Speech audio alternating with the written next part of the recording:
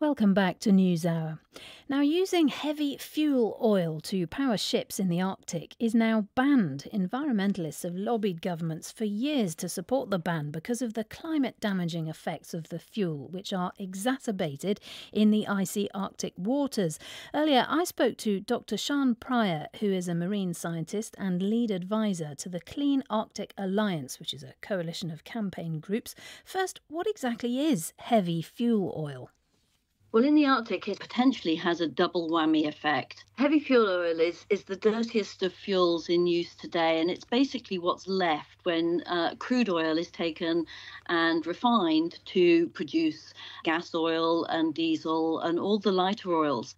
It's nasty if it's spilled, it's virtually impossible to clean up, but also when you burn it, it produces a lot of soot, black carbon, which if it lands on the snow and the ice, it speeds up the melting of the snow and the ice, and because it's black, it attracts more heat into the Arctic.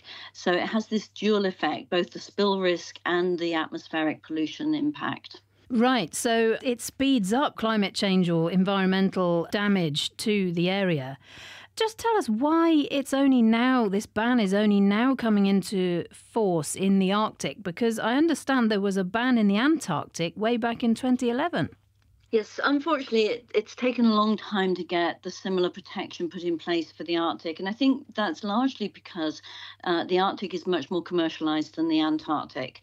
It was comparatively easy to get the ban in place in Antarctica. There's very few ships operating there. The Arctic is much more complex. There are people living there. There are people who need to be supplied with goods. There are cargoes being shipped in and out.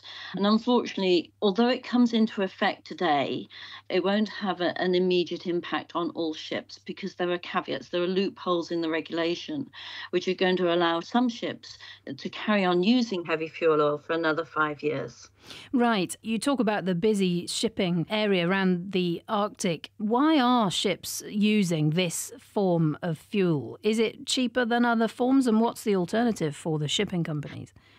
Yes, heavy fuel oil is the cheapest option out there. And unfortunately, that's why it's so difficult to get ships to move to alternatives. But there are already a lot of ships using cleaner, lighter fuels, using diesel. And I find it unbelievable in this day and age that we're calling diesel a cleaner fuel, but in shipping terms, it is.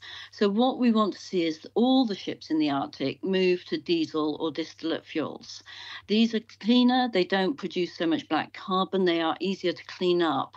But also, if you use a lighter fuel, you can also install diesel particulate filters, as we have on cars and on land-based transport already, that will then reduce the black carbon emissions to virtually zero. There is absolutely no reason why all ships can't do this.